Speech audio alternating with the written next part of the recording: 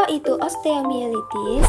Osteomielitis merupakan suatu proses peradangan yang disebabkan oleh infeksi mikroorganisme yang menyebabkan kerusakan tulang.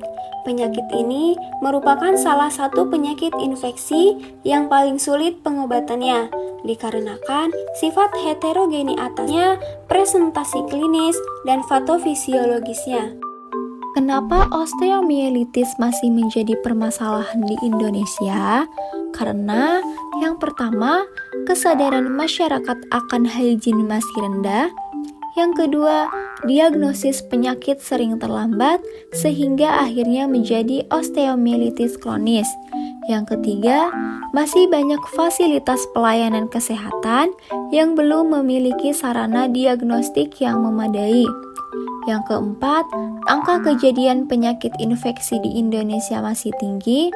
Yang kelima, pengobatan osteomielitis membutuhkan waktu yang cukup lama dan biaya yang cukup tinggi, sehingga sulit dijangkau masyarakat dengan tingkat sosioekonomi yang rendah.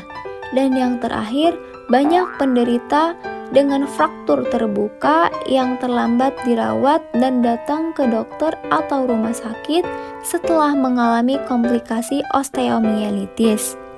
Keberhasilan pengobatan terhadap osteomielitis juga ditentukan oleh faktor diagnosis dini dan penata laksanaan pengobatan berupa pemberian antibiotika atau tindakan pembedahan.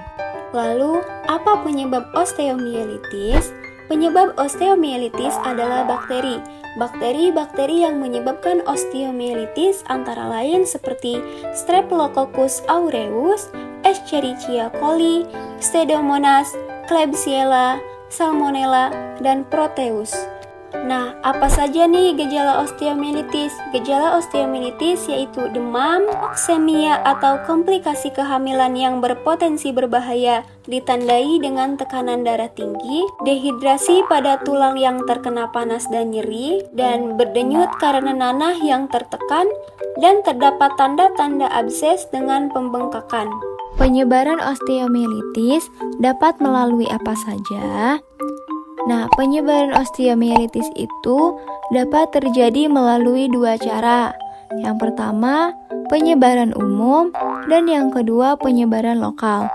Untuk penyebaran umum, ada dua macam. Yang pertama, melalui sirkulasi darah berupa bakterimia dan septikemia, dan yang kedua, melalui embolus infeksi yang menyebabkan infeksi multifokal di daerah-daerah lain. Lalu untuk penyebaran lokal ada 4 macam. Yang pertama, abses subperiosteal akibat penerobosan abses melalui periosteum. Yang kedua, selulitis akibat abses subperiosteal menembus sampai ke bawah kulit. Yang ketiga, penyebaran ke dalam sendi sehingga menjadi artritis septik. Dan yang terakhir, penyebaran ke medula tulang sekitarnya sehingga sistem sirkulasi dalam tulang terganggu yang menyebabkan kematian tulang lokal dengan terbentuknya tulang mati yang disebut sekuester. Apa saja jenis patologis osteomielitis? Jenis patologis osteomielitis ada 3 macam. Yang pertama pada bayi, yang kedua pada anak-anak, dan yang ketiga pada orang dewasa. Untuk pada bayi, kapiler-kapiler kecil menyeberangi lempeng epifisis, sehingga infeksi dapat menyebar dari metafisis dan epifisis ke dalam sendi. Dengan demikian, seluruh tulang termasuk persendian dapat terkena infeksi. Untuk yang kedua, yaitu pada anak-anak, dengan terbentuknya lempeng epifisis serta proses penulangan yang sempurna, maka resiko infeksi pada epifisis berkurang. Lempeng epifisis resisten terhadap infeksi. Selain itu, antara metafisis dan epifisis tidak ada hubungan vaskularisasi yang berarti. Infeksi pada sendi hanya dapat terjadi bila ada infeksi langsung intraartikular. Untuk yang terakhir, yaitu pada orang dewasa, lempeng epifisis telah hilang, sehingga infeksi dapat menyebar ke epifisis. Walaupun demikian, infeksi intraartikular sangat jarang terjadi.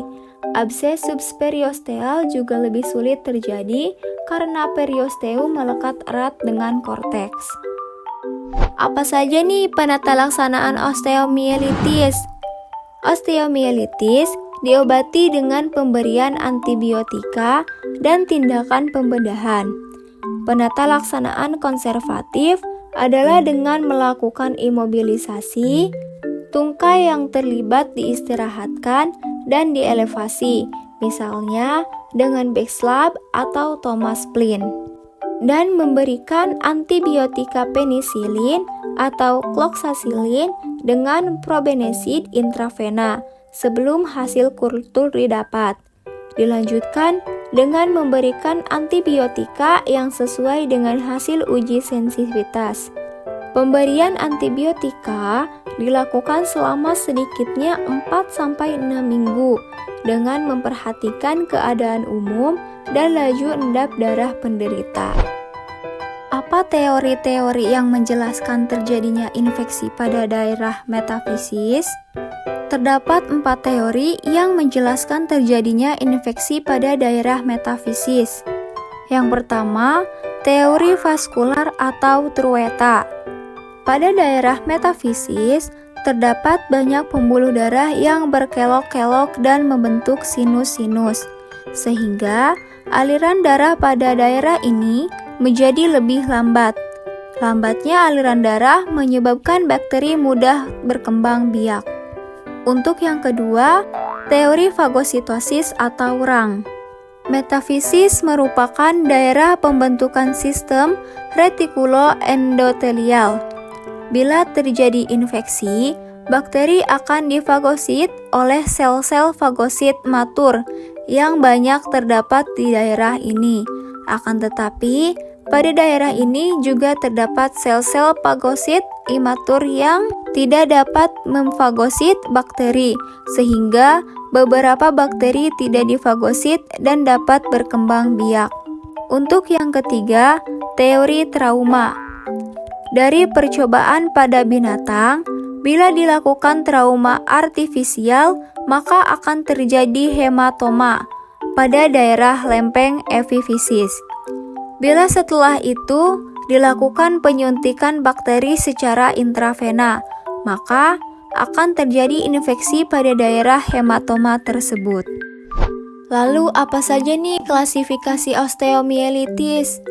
Klasifikasi osteomielitis menurut onset penyakit ada 3 macam. Yang pertama, osteomielitis akut atau penyakit berkembang dalam waktu kurang dari 2 minggu setelah onset. Yang kedua, osteomielitis subakut, yaitu penyakit berkembang dalam beberapa minggu setelah onset. Dan yang ketiga, osteomielitis kronis atau penyakit berkembang dalam beberapa bulan setelah onset. Untuk pemeriksaan penunjang osteomielitis antara lain seperti tes darah, pemindaian atau CT scan, dan biopsi tulang. Nah, bagaimana nih pencegahan osteomielitis? Pencegahan osteomielitis bisa dilakukan seperti jika memiliki luka, bersihkan luka tersebut dan tutup dengan perban steril. Jika menderita penyakit yang beresiko osteomielitis seperti diabetes, pastikan penyakit tersebut terkendali. Lalu jaga kebersihan tangan dengan rajin mencuci tangan. Gunakan alas kaki yang tepat, seperti gunakan alat pelindung saat berolahraga. Lakukan vaksinasi secara berkala sesuai jadwal yang dianjurkan. Dan terakhir, segera hubungi dokter jika mengalami tanda awal infeksi, seperti nyeri dan demam. Ayo jaga kesehatan Anda mulai hari ini dan waspada terhadap infeksi.